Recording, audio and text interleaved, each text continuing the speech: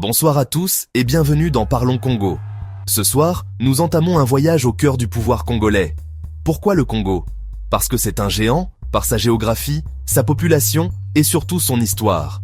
Comprendre la politique congolaise d'aujourd'hui exige de plonger dans son passé complexe, marqué par des royaumes puissants, une colonisation brutale et une quête inachevée de souveraineté. L'histoire politique du Congo, ce n'est pas qu'une suite de dates, c'est l'histoire d'hommes et de femmes, de rêves, de luttes, de cicatrices et d'héritages. Trop souvent, l'Afrique est vue comme un continent sans histoire propre. Mais bien avant la colonisation, des sociétés sophistiquées existaient ici.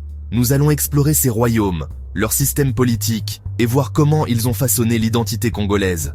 Ce soir, nous posons les bases, des anciens royaumes à la République actuelle, des grandes figures comme Nzinga à Nkouvou, Lumumba, Léopold II à Tshisekedi.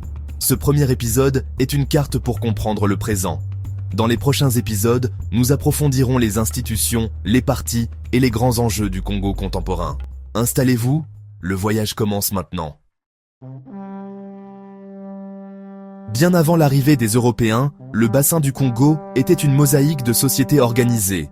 Le royaume Congo, fondé au XIVe siècle, se distingue par sa capitale Mbanza-Congo, son roi élu et une administration avancée. Le pouvoir du Mani-Congo, bien que fort, était limité par un conseil d'électeurs, garantissant une certaine légitimité. L'économie reposait sur l'agriculture, la métallurgie et un commerce dynamique avec les royaumes voisins Luba et Lunda. Ces empires, comme le Luba, développèrent des systèmes politiques originaux, où le pouvoir se transmettait par des sociétés secrètes et des traditions orales. Ils maîtrisaient la métallurgie et contrôlaient des routes commerciales vitales. Ces sociétés précoloniales étaient dynamiques, évoluaient, signaient des traités, menaient des guerres et formaient un monde africain déjà structuré. C'est sur ce socle que les premiers Européens débarquent à la fin du XVe siècle, bouleversant l'équilibre régional. En 1482, le navigateur portugais Diogo Cao atteint le fleuve Congo. Le contact avec le royaume Congo débute par la diplomatie. Le roi Nzinga, à Nkouvou, se convertit au catholicisme, espérant renforcer son pouvoir. Des princes Congo partent étudier au Portugal, mais l'illusion d'égalité s'effondre vite. Les Européens s'intéressent surtout à la traite négrière, alimentant les guerres et affaiblissant le royaume. Les rois Congo, comme Afonso Ier, tentent de résister, mais la traite dévaste la région. L'intérieur du Congo reste longtemps à l'écart, jusqu'à la révolution industrielle européenne. L'appétit pour le caoutchouc et les minerais attire l'attention sur le cœur de l'Afrique. Léopold II, roi des Belges, manœuvre pour obtenir la souveraineté sur un immense territoire lors de la conférence de Berlin en 1885. Le Congo devient sa propriété personnelle, l'État indépendant du Congo. Un cas unique, un seul homme règne sur des millions de personnes. Le prétexte humanitaire cède vite la place à une exploitation brutale. Le Congo entre dans l'ère coloniale sous le signe de la violence. Le destin du pays bascule. De 1885 à 1908, l'État indépendant du Congo est une entreprise de pillage au profit de Léopold II.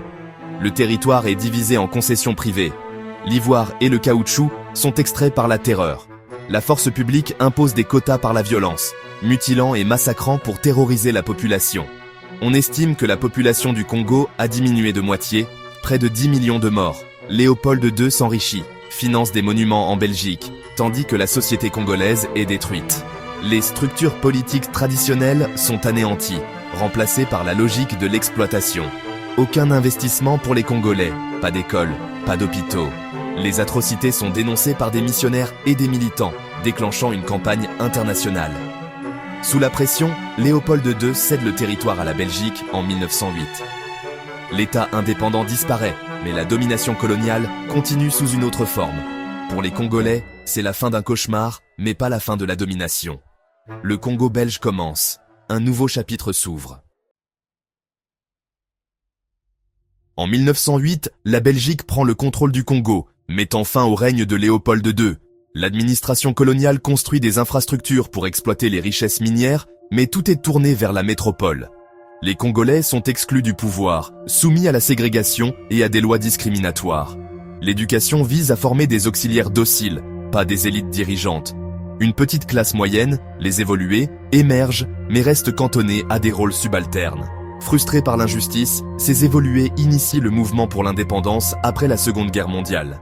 Le Congo s'apprête à réclamer sa souveraineté. Après la guerre, la vague de décolonisation atteint le Congo. Les évolués craignent des partis comme l'Abako de Kasavubu et le MNC de Patrice Lumumba. Lumumba réclame l'indépendance immédiate et l'unité nationale. En 1959, des émeutes éclatent à Léopoldville, forçant la Belgique à organiser une table ronde. À la surprise générale, l'indépendance est accordée pour le 30 juin 1960. Le jour venu, le discours de Lumumba, dénonçant le colonialisme, choque les Belges et galvanise les Congolais. L'indépendance vire rapidement au chaos. Mutinerie de l'armée, sécession du Katanga, intervention belge. Lumumba, isolé, fait appel à l'ONU, puis à l'URSS, ce qui scelle son sort. Il est destitué, arrêté, puis assassiné en 1961 avec la complicité de puissances étrangères. Sa mort marque la fin d'un espoir et plonge le pays dans l'instabilité. Le rêve d'indépendance est brisé. Le Congo entre dans une nouvelle ère de turbulence. L'histoire s'assombrit. Après le chaos, Joseph Désiré Mobutu prend le pouvoir en 1965 par un coup d'État. Soutenu par l'Occident, il impose une dictature de 32 ans, centralise le pouvoir et crée un parti unique. Mobutu lance la politique de l'authenticité. Le Congo devient Zaïre. Les noms et les tenues changent, mais le culte de la personnalité s'installe. Son régime devient une kleptocratie, pillage des ressources, corruption généralisée, effondrement des services publics. L'État ne fonctionne plus, la population s'appauvrit, tandis que Mobutu amasse une fortune colossale. Tant que la guerre froide dure, l'Occident ferme les yeux. Mais à la fin des années 1981, Mobutu perd ses soutiens. L'opposition se réveille, le multipartisme est imposé, mais Mobutu s'accroche. En 1997, une rébellion soutenue par le Rwanda et l'Ouganda le chasse du pouvoir. Mobutu meurt en exil, laissant un pays ruiné et au bord d'une nouvelle guerre. Le Zaïre redevient le Congo, mais la paix n'est pas au rendez-vous. Le pays s'enfonce dans la crise. Un nouveau cycle de violence commence. La chute de Mobutu en 1997 ouvre une période de guerre dévastatrice. Laurent Désiré Kabila prend le pouvoir, mais se brouille vite avec ses alliés rwandais et ougandais. En 1998, une nouvelle guerre éclate, impliquant plusieurs pays africains et de nombreuses milices. Plus de 5 millions de morts, surtout des civils, font de ce conflit l'un des plus meurtriers depuis la Seconde Guerre mondiale. L'est du pays est ravagé, les ressources pillées, les populations déplacées. En 2001, Kabila est assassiné. Son fils Joseph lui succède. Joseph Kabila négocie la paix, met en place un gouvernement de transition, puis organise les premières élections libres en 2006.